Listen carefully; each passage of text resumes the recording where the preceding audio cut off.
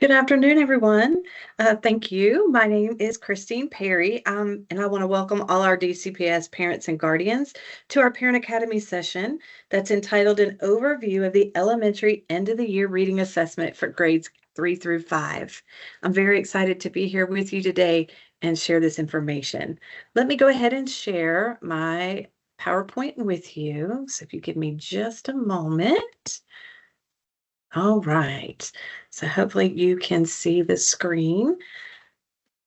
So again, my name is at the bottom. My email, let me give it to you right now, is Kumerc, Kumerc, at duvalschools.org. So the screen shows my name is Perry, but my email is Kumerc, just in case I forget later.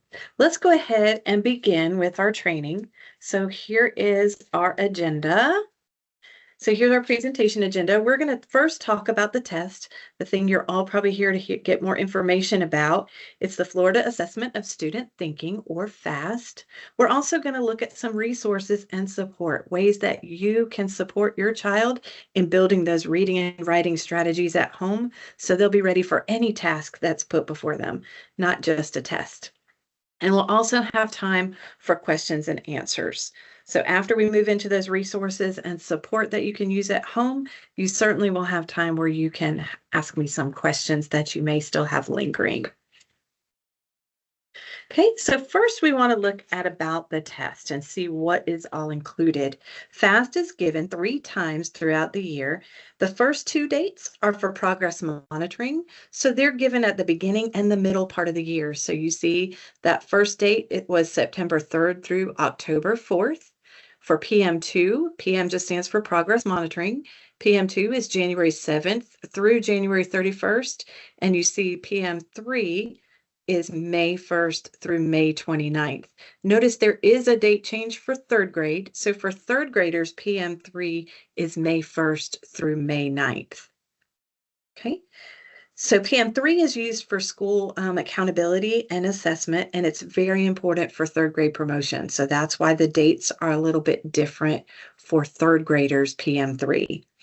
Just a note that all the assessments are given online, so which means they'll be taken on the computer for students. So I can tell you your teachers are already preparing kids for those types of computer-based questions that they will receive on the test.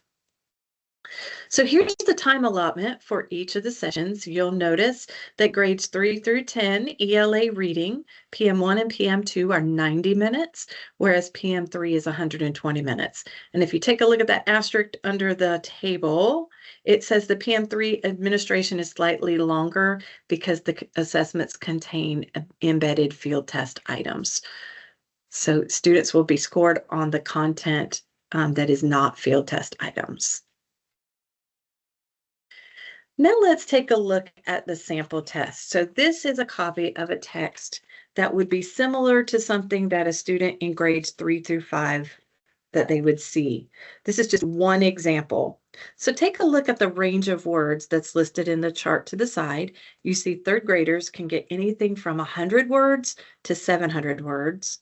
Okay, 4th graders can get 100 to 900 words, and 5th graders can range anywhere from 200 to 1,000 words in a passage.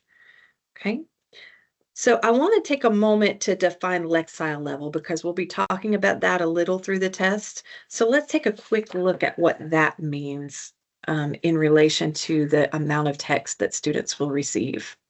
So if you look at this chart, this came right out of the state of Florida Best Standards booklet for English and Language Arts.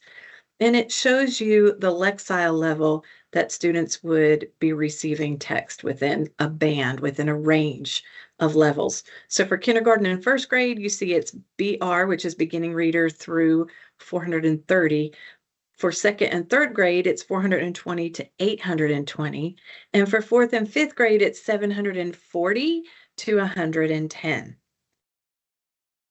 Okay, so you see those are some wide range bands, but the Lexile measures are valuable tools for teachers, parents, and students. So these Lexile ranges are divided by grade band, the ones we just discussed, and they can help guide us in selecting books that are the most appropriate reading range for your child. So keep in mind though, these are just estimates. You don't have to stay within these, because when you go to the library, it's hard sometimes for you to tell, well, what is the appropriate book for my student, my child? Students' background knowledge, their interest level about topics, all these things can affect this. So for example, students may be able to read and understand a literary text at a higher Lexile level than something that's informational, because literary texts tend to be story types. Kids like to read those for fun, whereas informational texts have a lot of high level vocabulary. So therefore, kids could read at a higher level if they're reading a literary than that informational piece. If you're wondering about a book's Lexile level, you can check the back cover. A lot of publishers have started to put it right on the back of the book. There are also lots of apps and websites that can help you determine a book's level. But I do want to offer a word of caution, because there are a lot of adult themed books that are written at a level, Lexile level, that is representative of the grade bands here.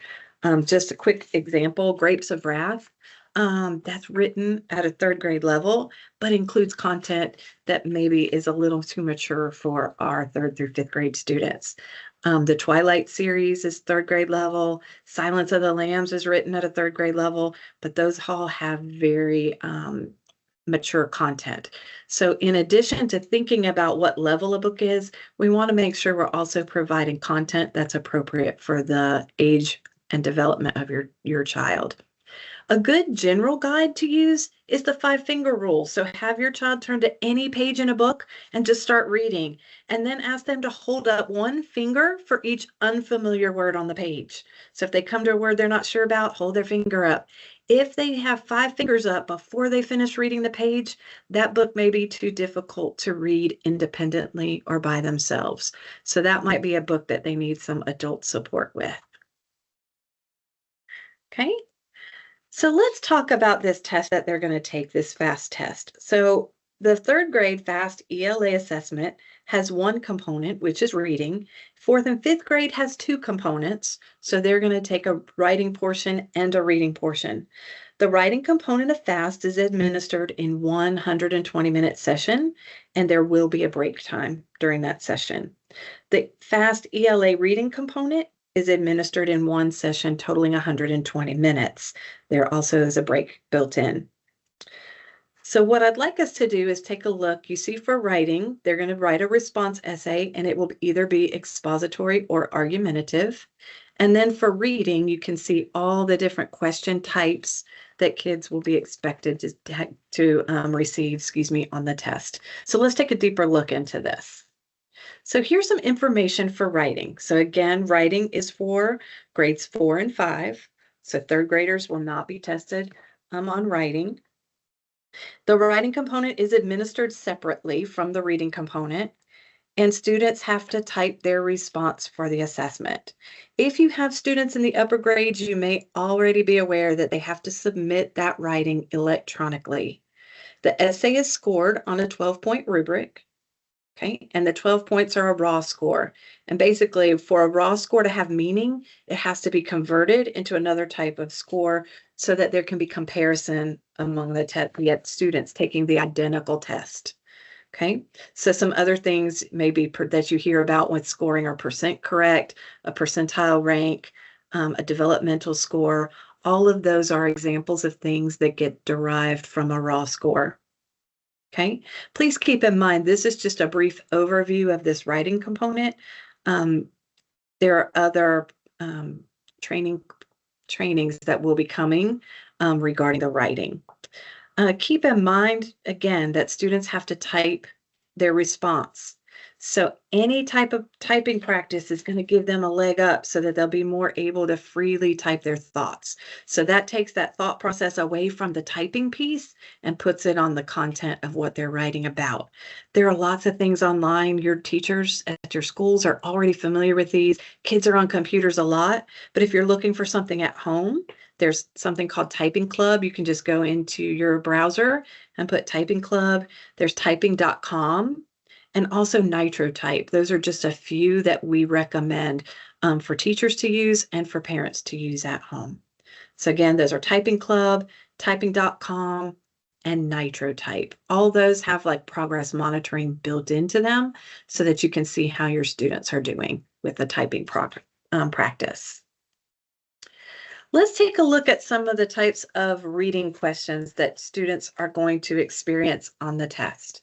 Because the types of questions that you and I had when we were in school, things look a little different. So let's take a deeper dive into these to see what kids are expected to do.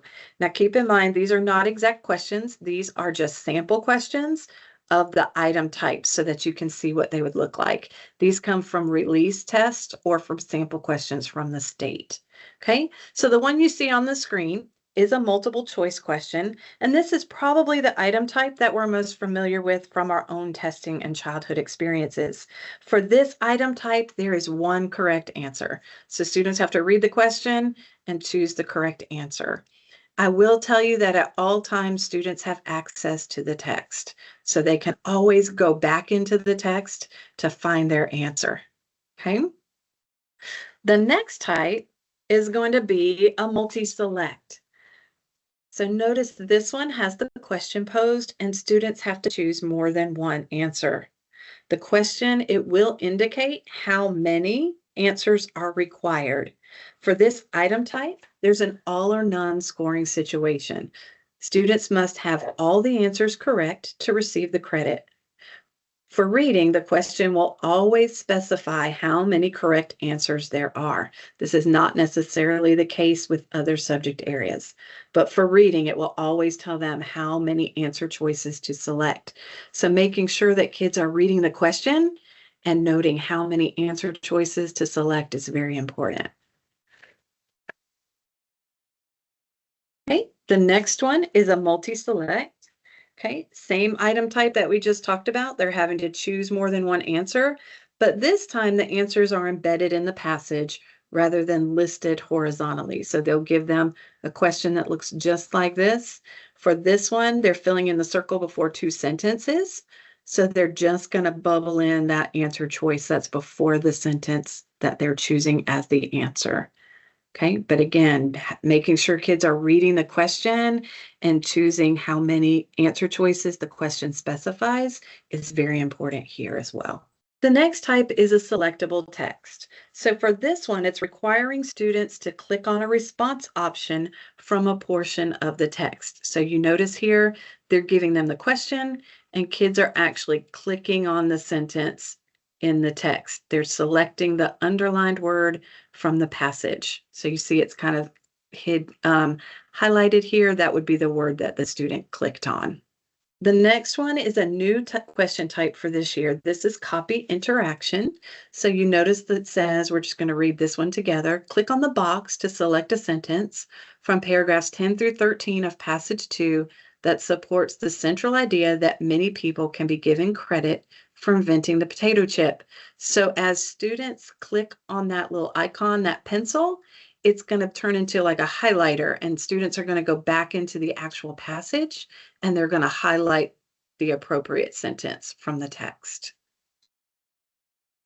So I see the question in the chat that says, do students receive access to typing programs throughout the day? They are on blended learning platforms, typically every day, which gives them typing practice. And some teachers have it built in. That would be a question that I would just check with your student's teacher to see, because how many minutes depends on the school day and the school calendar and schedule. But typically kids are on the computer quite frequently during the day to receive blended learning instruction. So they're getting practice with typing that way as well. Okay, the next one is a table match. So here we have an all or nothing scoring. So they have to get each part correct in order to have the question be counted as correct. So you see it's in a column. We remind kids, make sure there's an answer in each row to the question. For example, quick and easy for our students is remind them, put a car in each row, right, of the chart. So they're having to, on this type question, identify what happened first, next, then, and finally. So this is just an example of a table match. The next question type is a multi-part, which we call an EBSR type. For this one, both parts must be correct in order for the student to receive credit. Typically, Part B supports or provides the evidence for the selection of the answer in Part A. Here's one where we would really encourage students to go back and look at the text because they have to choose their answer in Part A, but then Part B, they have to support that answer with evidence from the text. So here, obviously, if they miss Part A, it's going to be difficult to provide support for that for Part B. That's why this is an all or nothing type question. Okay, so they have to get Part A and Part B correct in order for the question to be considered correct. The next question type is a multimedia type. So here they're just using charts, images, photographs, any kind of graphic that would be included. These will appear within the passages themselves, like the actual story there or passage text that the student is reading, or it could be in the question. So this one shows the picture by the question. So how does the image contribute to understanding passage 1? So students have to refer to the picture in order to be able to answer the question. So those are the question types that kids can expect to see on the FAST test. And a lot of the instruction that they receive does include practice with these question types. So you can see it's a little different from the test that we took when we were in school, but they're getting plenty of practice with types of questions like this in class. So the next question is, once kids take a test, how can you check your child's score? So parents and guardians can check their child's score by visiting the FLDOE FAST portal and clicking on students and families. So you see where the arrow is.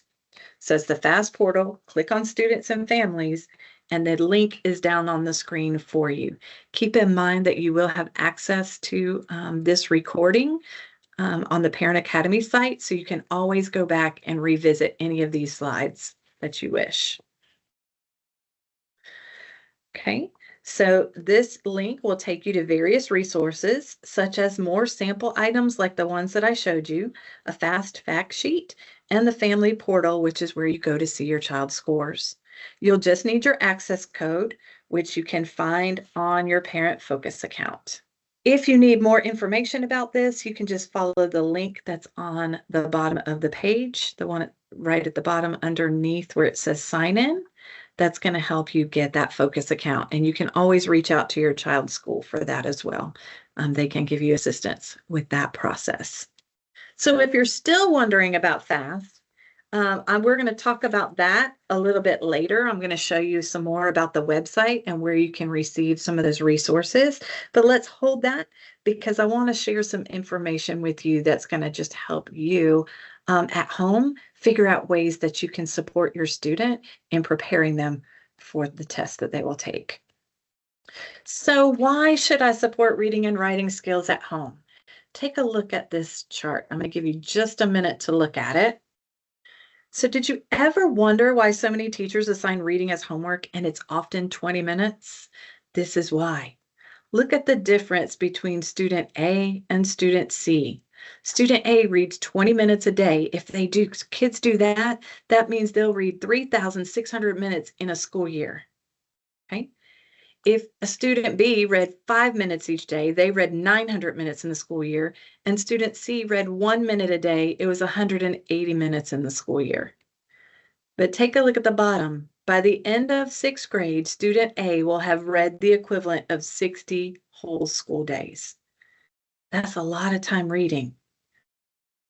So we know that good readers have good vocabulary and good background experiences. So all of that plays in. So teachers have kids reading 20 minutes at home because look at how many words and how many minutes your child will be exposed to in just reading 20 minutes a day at home. So that's a great way that you can support your student at home, getting that exposure to reading every day at home for 20 minutes. How else can you support your student or your child? Ask your student questions about what they're reading. Anytime they're reading a book, just ask questions as you go through, especially if you're reading it together. That will kind of guide those questions you ask just to make sure that they're comprehending the text that they're reading. The next one says to encourage your child to form and defend an opinion. That's especially important with those informational texts, right? Have them talk about the facts and details that they're encountering in those texts and why or how they feel about something. Have them form an opinion. If you think back to that writing component we talked about earlier, also, remember in that case, they may have to form an opinion. That's that argumentative writing piece. So by reading books and having kids defend an opinion, it's going to help with that as well. And that last one, encourage your child to read outside of school. Reading, reading, reading. We can't stress it enough. You only get better at reading by practicing and reading, right? Take a look at this quote on the screen. I hope that by looking at this, a couple things jumped off that page for you. The first one being background knowledge. Notice it says whether or not readers understand a text depends far more on how much background knowledge and vocabulary they have. So by doing that 20 minutes of reading at home, they're going to get that background knowledge and build vocabulary as they go. All those experiences that you give them at home help support their learning and their reading. So by providing some background knowledge experiences for kids, that's a great way to make sure that they're on the right track to be able to learn the new content that they're learning in school. So by you providing experiences and reading with kids at home, they're going to build that background knowledge and vocabulary that's just going to extend the learning as they go into the text that they read during school. Something important is that we need to make our reading fun, right? In school, sometimes we have to read the things that the teacher requires because it's focused on a certain benchmark or a skill that kids need to read. But at home, kids get to make those choices. They have some choice in school, but at home, they really get to make those choices. One thing, an essential step in learning to read is to read those good books aloud and to hear good books read aloud. It's very important. By reading to your children, you're teaching those literacy concepts just by reading and sharing books. It's important for kids to see how you read it aloud. Kids model their reading after the good examples that we give to them of reading. So encourage your children to listen, ponder, make connections. Think about what that book reminds them of. Was it an experience that you all had together? Is it another book that they read? All these conversations help build their understanding of the text. It's even important to ask questions and for them to ask questions as they're reading, to monitor their own reading. What are those things that you're wondering as you read this book? A lot of times the things we're wondering get answered later in the book as we read it. Okay. Another one says it's okay to abandon a book. If your child is reading a book and they're really having a difficult time with it, or it's not a topic that they want, it's okay to abandon that book. So we need to remember to be flexible enough and to quickly abandon a book that doesn't appeal to a student after a reasonable try of reading it, right? We want them to give it a try, but if it's really they're really not interested in it, it's okay to abandon that book. We're trying to grow that love of reading, so we want to make sure they're reading things that they like. No one's meant to enjoy every book, and no one, especially a child, should be forced to read or listen to a book that they find boring or uninteresting. The next one says picture books are good at any age. Even after children have outgrown picture books, they still enjoy hearing a story read aloud. I don't know about you, but I still enjoy hearing stories read aloud. Hearing a good story read well, especially if it's just a little beyond what they could do on their own, is an excellent way to encourage independent reading. Not all books are best read aloud. Some are best enjoyed silently. Okay, and the last one, we want to make sure that kids are looking at stories and poems that reflect what they themselves have felt. We want them to see experiences that they have felt as they're reading. Children need the thrill of imagining as they read those books, thinking about what picture do you get in your mind when you're reading this book. Okay, we want them to think about themselves in the character's shoes. We want them to encounter spine-tingling adventures. That's what makes reading interesting.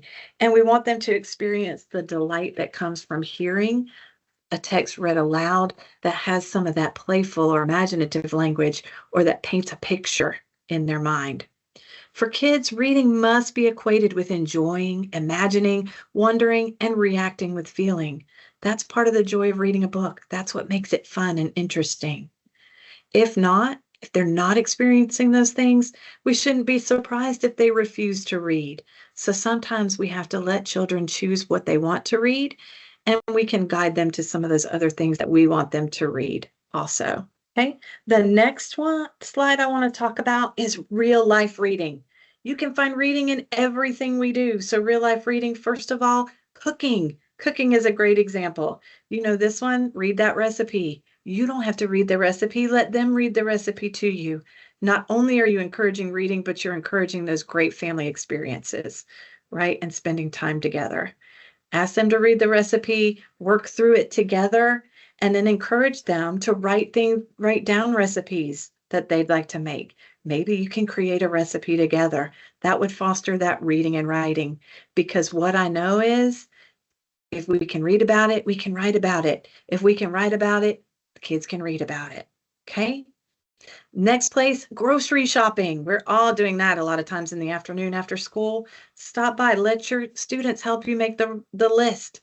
Write down what's needed in the recipe because they're having to read the recipe, figure out what you need. You're creating that list together. Yes, this is the reading workshop, but it also can include those math skills, right? Because we know all these subjects work together. When we're talking about eating out at a restaurant, think about having your child read the menu and order for themselves. Great time to use that menu, use those reading skills, and build some of those communication skills as you go. Next one is keep a journal. It's important to support the reading with those writing skills. They're what we call reciprocal. They work together. So here we want to build excitement with choice. Let your student choose the journal. There's no right or wrong. It can be papers that you put together. It can be a journal book that you purchased. It could be a blank book with a blank cover that kids get to design and decorate. The more they're involved, the more they'll want to do it. So we're going to build some excitement with choice. Have them write down those things that happen every day. Not only is it a good record of the things that they've done, but it helps them focus on those positive moments from the day. It also is going to build those writing skills. Okay. Notice it says kickstart by identifying things. Sometimes you might have to help your child think of things to write about, but all those great experiences that you're going to provide that help build background are a great springboard for the writing here. I would encourage you keep a journal too. If it's something you and your child are doing together, then you can look and share what you've written with your child, and they can share what they've written. Okay. Notice it says read aloud when it's time to share. That reading process, reading out loud what we've written, is a great way to refine that writing and to help build those reading and writing skills. You can also get some help from Hollywood. We know our kids are going to have some screen time, so let's use it to our advantage, right? This is a generation who has always known the internet. So let's capitalize on their interests and their favorite movies and TV shows. So here with TV, you can have your child watch a show, choose a favorite character, write a story about that character. Notice the next one says be a critic. Watch a show together and develop an opinion about the show. You can do the same. That's where kids realize that people can have different opinions about the same thing. This one says compare your reviews. Look for a movie that's based on a book. There are lots of those out there. You can have a movie night and compare the two versions, the movie version and the book version, and then create that opinion to see which one you liked better. There are lots of options when it comes to TV and movies to compare them to books. So I want to take you back to this website. So here is our FAST website. This is the state website. Remember, we said you can go to that family, student, and family section to get information. There is a lot of information here, and it is updated frequently. So I would encourage you, once you go on, go back periodically and make sure there are not updates to the website. Okay. It does provide parents information about FAST, and there's practice tests there. Okay. The practice tests are there to give exposure to the types of questions. They include some of those questions that I already showed you, but kids can take these practice tests. in addition to the ones that they're doing in school. Okay. And again, here, if you notice at the bottom, you see on that bottom right, that's where it says view sample items for grades 3 through 10. So that's where those practice items are located. Okay? If you have students that are a little younger, this is also where you get the K-2 information as well. Okay, there are some resources and support that we provide. These are the two I wanted to share with you because these are ones that your kids have lots of experience during the school day with.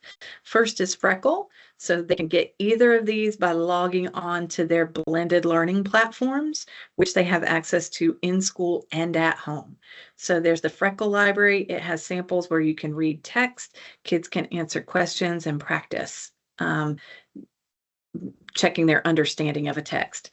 The Benchmark Education Online Library, Benchmark Advance is our adopted curriculum. So your students are receiving instruction in this. They have a bookshelf where there are books that they're working on in their bookshelf, as well as the text that the students are reading during the school day. So there are lots of options within Benchmark Advance and Benchmark Education that your children have access to put some good books that are on their Lexile level in their hands. Here are a few additional supports that we have for you. The first one is Khan Academy. So you can go and create an account on Khan Academy. Okay, and it is free. You can also visit Jacksonville Public Library. Notice it says if your student uses their ID, there's no late fees. Okay. The librarian at the public library can also assist you with choosing books that are on your child's level. The next one is reciprocal teaching bookmarks. So earlier when I was talking about reading books with your students and asking questions as they go, these bookmarks will help them as well as you think through what questions that you can ask. Okay, so this site is on the screen. Again, will be available to you in the recording, so you can go back and access any of these sites. Okay, as you look at these bookmarks, it helps you think through things that kids can predict before they read, questions they can ask while reading, things to visualize. So they're kind of prompts and starters to help you ask your students questions, but they can also use these when they're reading on their own. The next piece is how do we choose a text? So we talked about that Lexile level and we want it to be kind of within that band, but remember that's not the primary choice that we look at, right? We want it to be fun, engaging, and interesting for kids. We want kids to love reading. So we want them to choose something that's interesting. If we're choosing that, it's easier to help connect that new knowledge that they're learning to the book. Something important is that reading level should not be the primary consideration, right? I've said that a few times, so hopefully that's coming through loud and clear. We want to use it so we make sure we kind of put kids in a just right book for them, but that's not the only consideration. And choice. If kids are getting some choice in what they read, chances are they're going to want to read it. So thinking about those things that your students are interested in. So what to remember? First, stay involved. I really encourage you to stay connected with the school and the teachers. They are the best resource that you have because they see your student every day. I can give you lots of great ideas, but they're the ones that know what things your child is interested in along with you. By partnering together, you can really make great choices for the student. Use those provided resources. Take advantage of all the resources, including those online. What we shared with you today are just a few. Your teacher is going to have even more resources that they can share with you and other things that your children are doing in the classroom that you can extend at home. And the last one, and I know you've heard me say this a lot, but we only get better at reading by reading. So read with your child. Read a variety of literary and informational texts. So thinking about a variety of things to read, right? So that kids get familiar with all the different types of things they can read, including poetry, right? So at this time, I just want to say thank you for spending this little bit of time with me. I know a lot of you, it's your lunchtime, so kudos to you. I appreciate you taking the time to spend with me. If you have any questions, I will hold on at the end and answer any of those if you want to drop them in the chat. But at this time, I want to thank you so much for your time, and hopefully you have gleaned some information on how to help your student at home. What I can tell you is if we're all working together, your student's going to do just fine on those tests. They are learning all the skills that they need to in school. We just have to encourage that writing and help them be calm about any of these assessments that they're going to undertake. I'm sure they will do a fabulous job as we're all working together. So thank you very much. If you need any additional information, the slide on the screen is our whole ELA team. Again, I'm Christine Perry, so you're welcome to reach out to me.